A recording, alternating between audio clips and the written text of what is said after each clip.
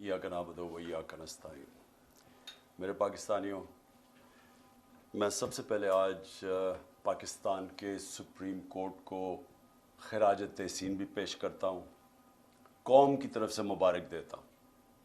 और ये मैं क्यों मुबारक दे रहा हूँ कि मुल्क में जमहूरियत अब सिर्फ एक धागे से लटकी हुई है, जुड़ी हुई है, और वो धागा है सुप्रीम कोर्ट। यानी सुप्रीम कोर्ट इस वक्त मुल्क की जमहूरियत को उम्मीद दे के बैठा हुआ है, क्योंकि बाकी मैं अभी आपको बात करूंगा कि बाकी तो सारे जो जमहूरी इदारे हैं उनको तो तबाह कर चुके हैं। ये जो माफिया आया है, NRO का माफिया, इसने बाकी जमहूरी इदारे तबाह कर दिए। आज सिर्फ उम्मीद पाकिस्तान के सुप्रीम कोर्ट से, और मैं सुप्रीम कोर्ट को इसलिए आज ख़ास तौर पे मैं आज कौम की तरफ से उनको खराज तहसीन पेश करता हूँ कि मैं एक पार्टी का सरबराह आइन को सामने रखते हुए सारे टॉप वकला से पहले लीगल ओपिनियन लेके मैंने अपनी 2 गवर्नमेंट्स को डिसॉल्व किया। डिसॉल्व क्यों किया कि सबसे पहले तो हमें मुश्किल हो गई थी, फंड्स नहीं दे रहे थे। जो फंड्स आने थे, सेंटर से फंड्स आने थे 2 सूबों को, वो फंड्स काट दिए इन्होंने। हमने लोगों से वादे किए हुए थे कि हम आपके लिए जो भी करेंगे, तो जब फंड्स ही नहीं आते तो हम अपने वादे कैसे पूरे कर सकते थे। तो जमहूरियत में अगर आप अपना मैंडेट पूरा नहीं कर सकते, एक पार्लियामेंट्री डेमोक्रेसी में आपके पास फिर आपका ये राइट होता है, ये हक होता है कि आप अपनी गवर्नमेंट्स डिसॉल्व करके एक नया मैंडेट लेके आए। और दूसरा कि कोई भी पाकिस्तानी, जो भी पाकिस्तानी आज ये प्रोग्राम देख रहे हैं, सारों को पता है, हर उस पाकिस्तानी को पता है कि जो आज इस मुल्क को बचाना चाहता है इस दलदल से गिरने में, फंसने में, सबको पता है कि एक ही रास्ता है और वो है साफ और शफाफ इलेक्शन। तो हमने ये भी उम्मीद लगाई कि ये मुल्क में साफ और शफाफ इलेक्शन की तरफ चले जाएंगे और एक दफ़ा हम अपनी गवर्नमेंट्स डिसॉल्व करें। और मैं फिर से लोगों को याद कराना चाहता हूँ, इन सारों की, PML लीडर्स की, सबकी स्टेटमेंट्स हैं कि अगर आप इलेक्शन चाहते हो तो अपनी गवर्नमेंट्स कराएं। इन सब ने, इनके बड़े बड़े लीडर्स ने, सब ने ये स्टेटमेंट्स दी। बल्कि जनरल बाजवा से जब मेरी 2 मीटिंग्स हुई तो उसने भी ये कहा कि अपनी गवर्नमेंट्स डिसॉल्व करें और फिर इलेक्शंस की तरफ चला जाएगा मुल्क, क्योंकि हम तो कह रहे थे मुल्क को बचाने के लिए इलेक्शन चाहिए। लेकिन जो हो रहा है पाकिस्तान से, जो सुप्रीम कोर्ट के ऊपर जिस तरह की वारदात हो रही है, जिस तरह जजेस के ऊपर जिस तरह उनको अटैक किया जा रहा है, बल्कि असेंबली में जो ज़बान इस्तेमाल की जा रही है चीफ जस्टिस के ख़िलाफ़ और पाकिस्तान के सुप्रीम कोर्ट के जजेस के ख़िलाफ़, मैं ये समझता हूँ कि हमारे मुल्क के सामने बहुत बड़ा इम्तिहान है। क्योंकि जो माफिया है, और मैं इनको पॉलिटिशियंस नहीं कहता, मैं 30 साल से ज़्यादा इनका मुकाबला कर रहा हूँ। पॉलिटिशियंस ऐसी हरकतें नहीं करते जो ये करते हैं। माफिया करता ये है कि या ख़रीदता है आपको, और ये इन्होंने बेतहाशा रिश्वत का इस्तेमाल किया है, और फिर या फिर ये आपको डराते हैं, धमकाते हैं, ब्लैकमेल करते हैं, जहाज़ों से तस्वीरें फेंकते हैं नंगी अपोजिशन लीडर की, या वो फिर उनको टेप्स बनाते हैं, फिर उनके गंदी टेप्स उनको दिखाने के लिए और हर किस्म का ब्लैकमेल करने की कोशिश करते हैं। तो ये माफियाज करते हैं, ये पॉलिटिशियंस नहीं करते। तो इन्होंने अभी असेंबली में अब फिर एक और नैब अमेंडमेंट आ रही है, और अमेंडमेंट नैब ये क्यों आ रही है? कोशिश ये कर रहे हैं कि किसी तरह इन्होंने जो NRO ली है 2, जो पहली नैब अमेंडमेंट करके, इनको खौफ ही आया हुआ है कि कहीं जो अदालत में मैंने केस किया हुआ है नैब अमेंडमेंट्स के ख़िलाफ़ कि 1100 अरब रुपये अपना माफ़ करवा रहे हैं, तो जो केस किया हुआ है इनको खौफ है कि अगर वो सुप्रीम कोर्ट ने इनकी अमेंडमेंट्स को रद्द कर दिया, जो इंशाल्लाह होना चाहिए, क्योंकि दुनिया में इसकी कोई मिसाल नहीं है कि वो पॉलिटिशियंस जिनके ऊपर 1100 अरब रुपए के करप्शन के केसेस हैं, वो आके कानून पास करें और हर शिप के अंदर अपनी करप्शन बच जाए। इसकी कोई दुनिया में मिसाल नहीं है। ये कहीं भी दुनिया के अंदर ये कानून के सामने ये रद्द किया जाएगा। क्यों किया जाएगा? سمپلی اس وجہ سے کہ پبلک کا کرپشن ہوتا ہے، پبلک کا پیسہ چوری کرنا. میرا کوئی پیسہ چوری کرے میں تو اس کو معاف کر سکتا ہوں. پبلک کا پیسہ چوری کرنا کوئی اجازت نہیں دے سکتا، کوئی ملک اجازت نہیں دیتا، نہ قانون اجازت دیتا ہے. تو لہٰذا انہوں نے اب ایک اور نیب امینڈمنٹ لے کے آ رہے ہیں، اور یہ میں آپ کو بتا دوں کہ یہ وہ کیبنٹ ہے، 60% کیبنٹ کے لوگ ضمانت پہ تھے کرپشن کیسز پہ. اور جو اس وقت پرائم منسٹر بیٹھا ہوا ہے، یہ اور اس کے بیٹے کو یہ انڈر ٹرائل تھے، ان کو سزا ہونے والی تھی. 16 ارب روپے کا جو مقصود چپراسی کا جو ایف آئی اے کا کیس تھا، اور 8 ارب کے جو انہوں نے منی لانڈرنگ کی تھی، 8 تو 24 ارب روپے کے کرپشن کے کیسز تھے جن کے اوپر ان کو سزا ہونے والی تھی. جنرل باجوہ نے ایک انڈرسٹینڈنگ دے کے تب بچایا شہباز شریف کو اور اس کو اوپر بٹھایا، کیونکہ شہباز شریف سے انڈرسٹینڈنگ یہ تھی کہ جنرل باجوہ کو یہ ایکسٹینشن دلوائے گا. یہ ساری ایکسٹینشن کے لیے اس نے کیا، اور انہوں نے اپنے آپ کو بچانے کے لیے. وہ اور بات ہے کہ نواز شریف اڑ گیا، کیونکہ نواز شریف تو بھولتا نہیں ہے. وہ جب تک امپائر اس کے ساتھ نہ ہو وہ اس کو سمجھتا ہے کہ وہ اس کے خلاف ہے. اس کو کوئی نیوٹرل امپائر کی اس کے ذہن میں سمجھ نہیں آتی، کیونکہ وہ جمخانہ میں بھی جب میچ کھیلتا تھا پہلے اپنا امپائر کھڑا کرتا تھا، وہ اس کے لیے چیٹنگ کرتا تھا. وہ امپائر اس کو پسند تھا. کوئی امپائر جو دیانتداری سے کام کرے اس کو وہ افورڈ نہیں کرتا تھا. تو اس نے جب پینما کے اندر سزا ہوئی نواز شریف کو، تو وہ کبھی نہیں بھولا کہ وہ سمجھا تھا کہ جو 2 بریگیڈیئرز تھے جے آئی ٹی کے اندر، ان کی وجہ سے سزا ہوئی ہے، اور وہ کبھی اس نے معاف نہیں کیا، اس لیے ایکسٹینشن نہیں ملی. تو اب میں آتا ہوں کہ جو موجودہ حالات ہیں.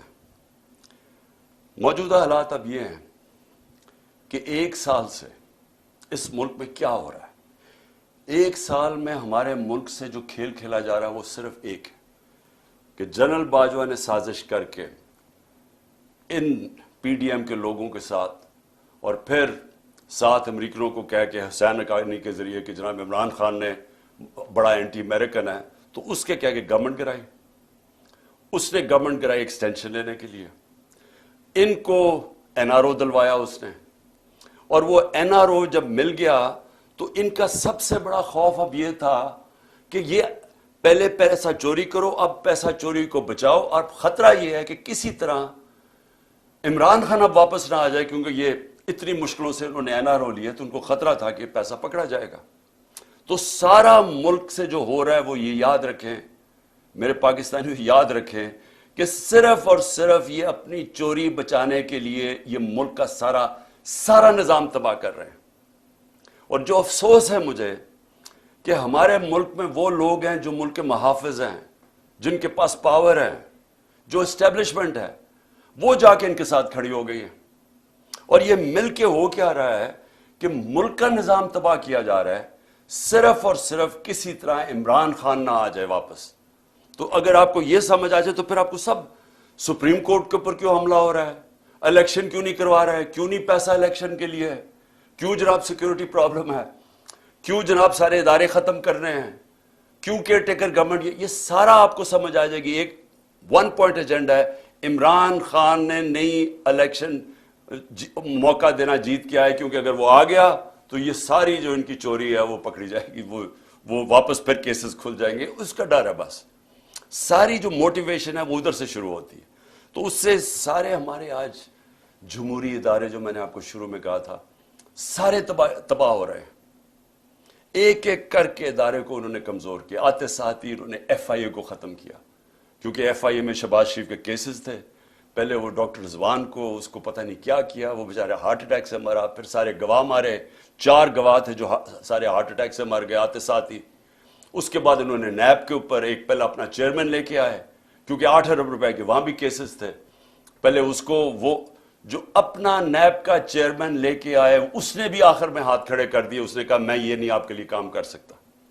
وہ بھی اس نے جا کے ریزائن کیا. اب ایک اور جنرل صاحب کو لے کے آئے ہیں کہ جناب اب آپ نیب کا صرف کام رہ گیا ایک ہی چیز کہ کسی طرح اپوزیشن کو ہمیں کیسے دبانا ہے. سارے ان کو معاف کر دیے کیسز 1100 ارب روپے کی. اب کیسے اپوزیشن کے خلاف انتقامی کاروائی کرنی ہے. ایف آئی اے کا کیا کام رہ گیا؟ ان کے کیسز ختم کر کے ہمیں ہمارے خلاف کیسے انتقامی کارروائی کرنی ہے. پولیس وہ آدمی اسلام آباد میں جو لے کے آئے ہیں آئی جی, اس کو سزا ہونے والی تھی.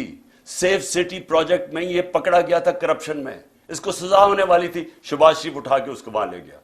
اب کیونکہ اس کو ڈر ہے کہ اس کو سزا ہو جائے گی, وہ پورے اس کے غلط کام کرنے کے لیے تیار ہے. یہاں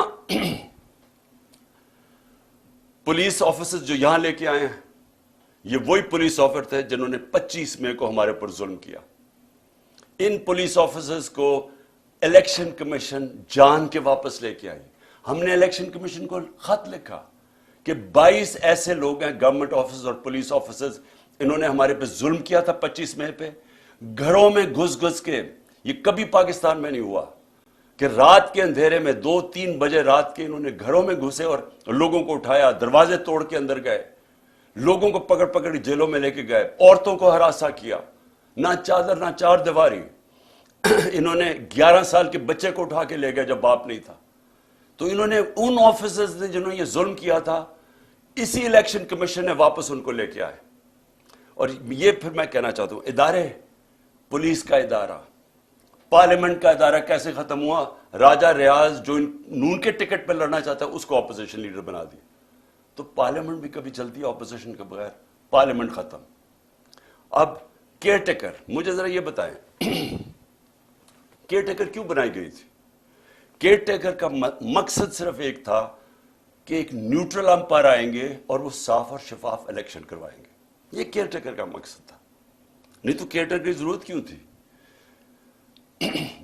کیئر ٹیکر یہاں کون سی ہے؟ کیئر ٹیکر وہ ہے جس نے بیٹھ کے, الیکشن کمشنر نے شہباز شریف کے ساتھ بیٹھ کے اور فضل الرحمان کے ساتھ بیٹھ کے پوری ان کی کیئر ٹیکر گورنمنٹ بنائی. اور یہ ہینڈلرز نے ساتھ بیٹھ کے یہ جو پنجاب کی گورنمنٹ اور کے پی کی بنائی ہے کیئر ٹیکر, سارے ہمارے مخالفین کو لا کے کیئر ٹیکر گورنمنٹ میں بٹھا دیا. اور پھر کیئر ٹیکر نے وہ کام کیے جو کوئی تصور نہیں کر سکتا. وہ کوئی عام گورنمنٹ بھی کرے, یعنی ایک پولیٹیکل گورنمنٹ, الیکٹڈ گورنمنٹ بھی کرے, وہ بھی کوئی تصور نہیں کر سکتا جو انہوں نے جس طرح کی ہیومن رائٹس وائلیشن کی. لیکن کیئر ٹیکر کا تو کوئی سوچ بھی نہیں کر سکتا. کیئر ٹیکر کا سارا ادارہ تباہ کیا. الیکشن کمشنر سب سے زیادہ اس میں ملوث ہے. وہ بالکل ان کا غلام, نیوٹرلز کا غلام. اس نے ہر کام وہ کیا جس نے ہمیں ہر طرح نقصان پہنچایا. ہیومن رائٹس ابیوز, میں اب شروع کرتا ہوں 25 مئی کا میں کہہ بیٹھا ہوں. اس کے بعد ہم بتا چکے ہیں, شہباز گل کو پکڑا, اس کو ٹارچر کیا. اور وہ ایک آفیسر جب سے پوسٹ ہوا, میں نے جنرل باجوہ کو اس کی کمپلینٹ کی, میں نے اپنی طرف سے میسج بھجوائی, اس پریزنٹ جو آرمی چیف ہے ان کو بھی میسج بھجوائی کہ جب سے یہ آفیسر آیا ہے جس طرح کی ہیومن رائٹس وائلیشن ہوئی ہیں کبھی کسی پولیٹیکل پارٹی کے خلاف نہیں ہوئی. ہمارے ساتھ جب سے ایک ٹائم لائن ہے یہ آیا ہے اس وقت ساری ہیومن رائٹس وائلیشن شروع ہو گئی.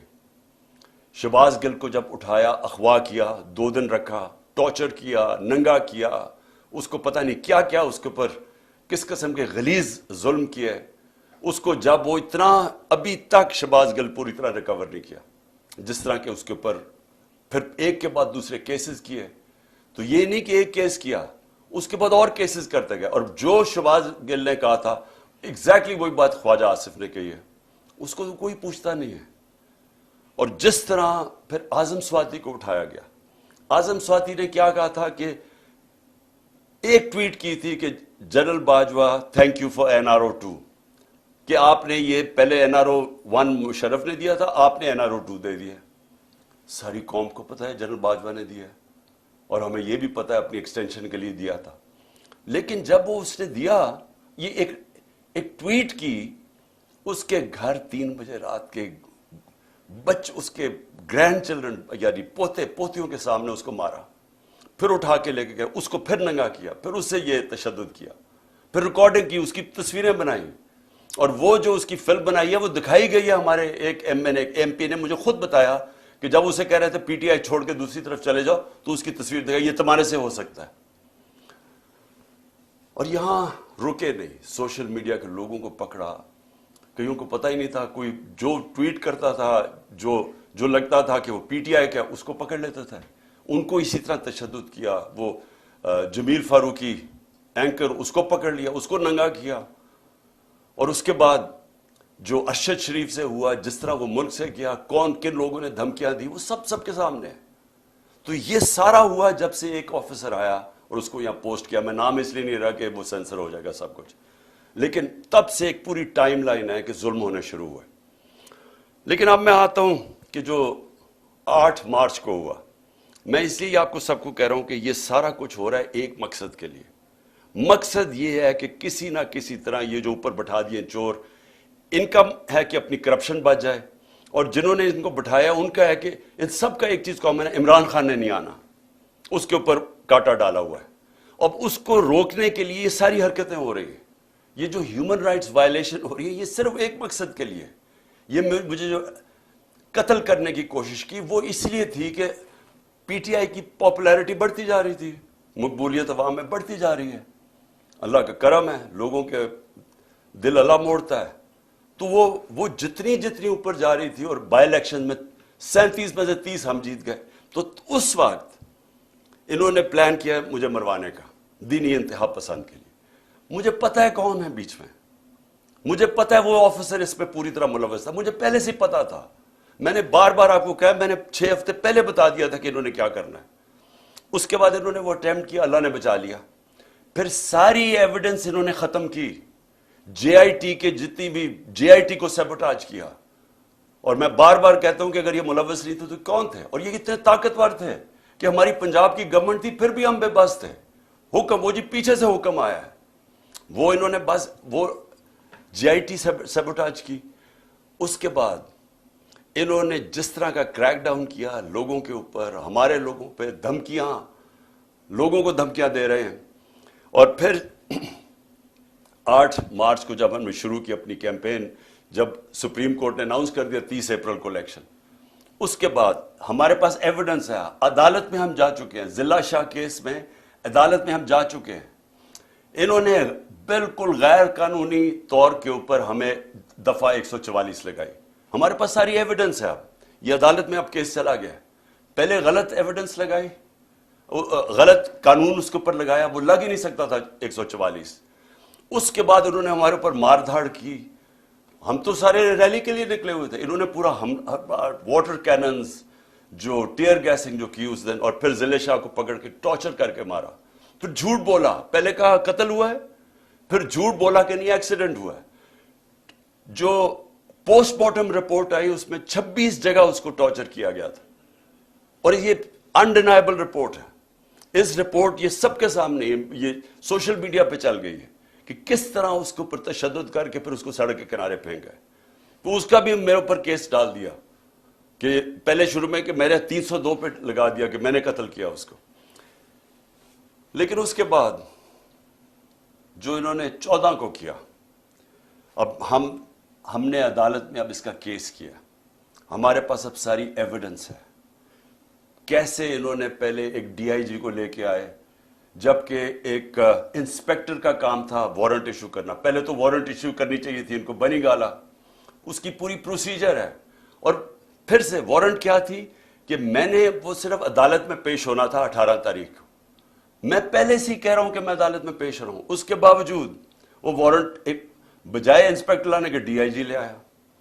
ہمیں تب ہی لگا, پھر 1000 پولیس جمع ہو گئی یہاں, پھر یہاں ٹیئر گیسنگ شروع ہو گئی. میں نے اپنے وکیلوں کو بلایا.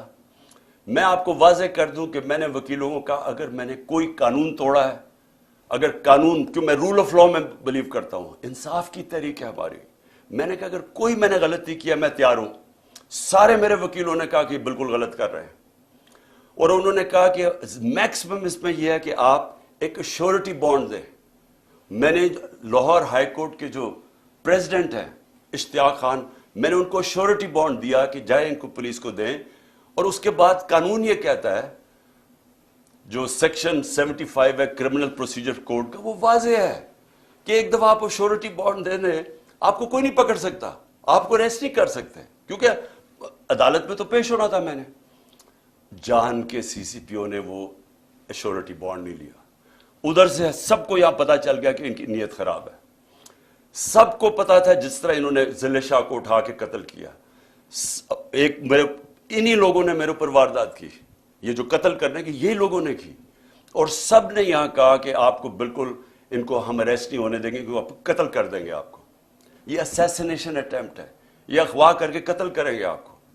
اس لیے یہاں پھر لوگ کھڑے ہو گئے. تو اس کے بعد عدالت میں گیا. High court, Lahore high court نے واضح کیا کہ میرے گھر کے اوپر یہ اٹیک نہیں کر سکتے. انہوں نے کہا جی سرچ وارنٹ چاہیے. لاہور ہائی کورٹ نے باقاعدہ ان کو بتایا کہ کون سا آفیسر ہماری طرف سے ہوگا, ایس پی گورنمنٹ کی طرف سے ہوگا, اور وہ پرمیشن سے یہاں گھر سرچ کیا جائے گا. وہ ہو گیا سارا, لاہور ہائی کورٹ نے کلیئر کر دیا. انسٹرکشنز دی کہ آپ نے گھر پہ کسی قسم کا اٹیک نہیں کرنا. میں جاتا ہوں 18 کی صبح اسلام آباد, گھر پہ دعویٰ بول دیتے ہیں. میں جب وہاں پہنچ تو پتہ چلتا ہے میرے گھر پہ اٹیک کر دیا. لاہور ہائی کورٹ کے فیصلے کو انہوں نے مسترد کیا پولیس نے.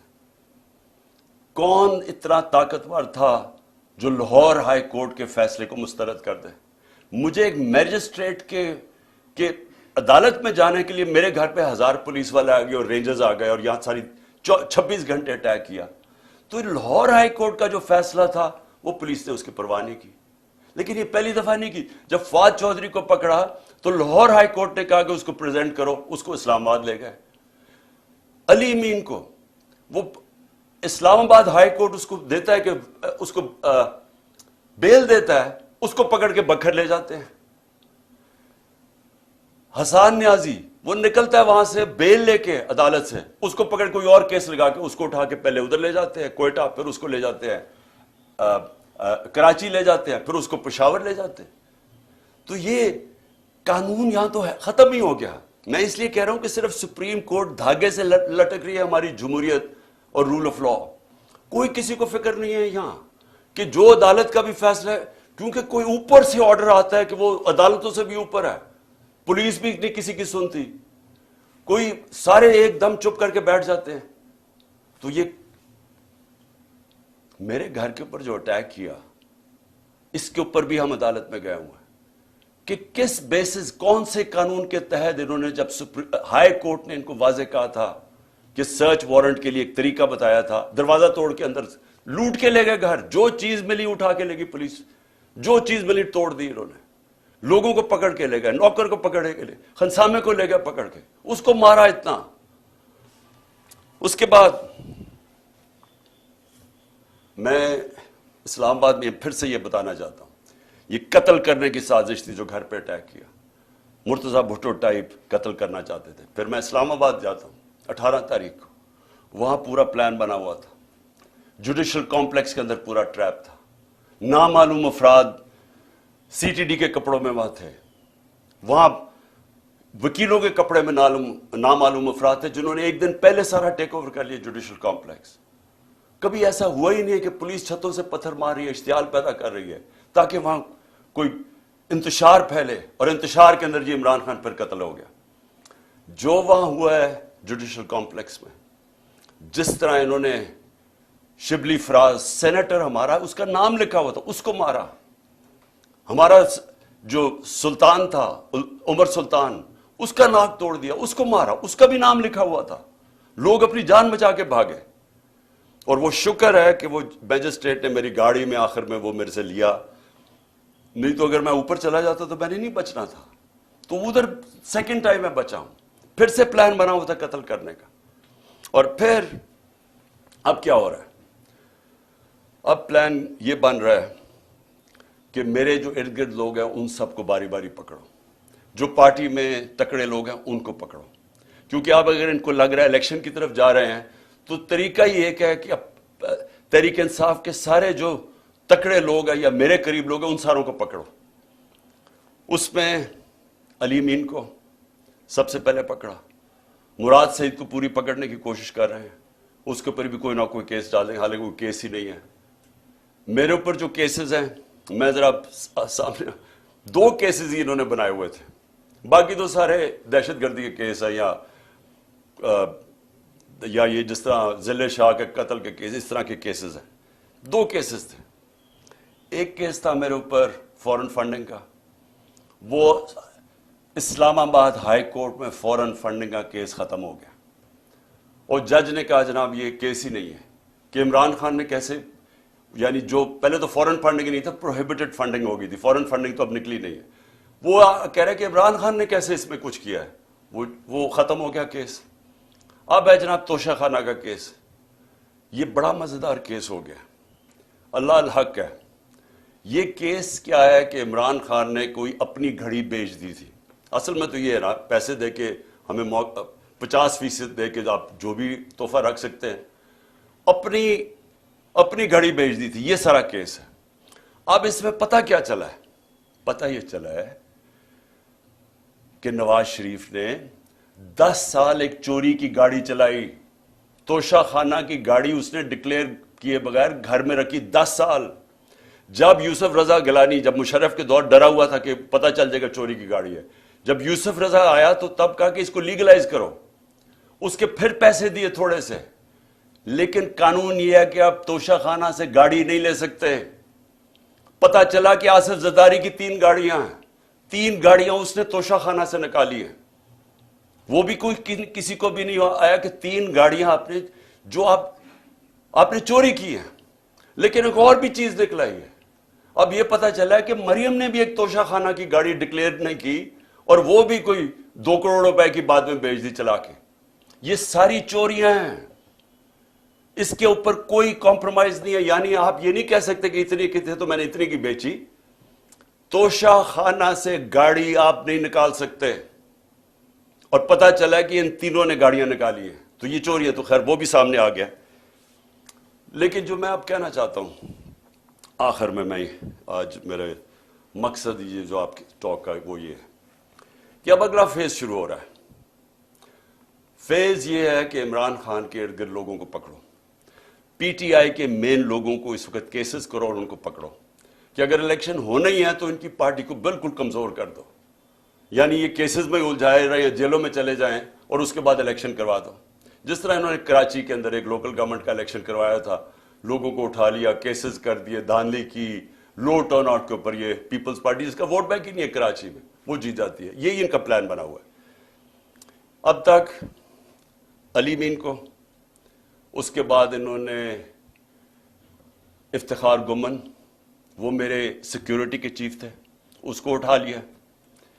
ایک ہمارے شاہد حسین لندن سے آئے ہوئے، وہ اپنا کام چھوڑ کے یہاں آئے کہ ہماری یہ سرویلنس، یہ جو الیکٹرانک ہے، ہر جگہ یہاں چیزیں رکھ دیتے ہیں، کوئی ڈیوائس رکھ دیتے ہیں کہ جاسوسی ہو یہاں، تو انہوں نے وہ کر رہے تھے، اس کو اٹھا لیا، اس کو 2-3 دن دے کے واپس آیا۔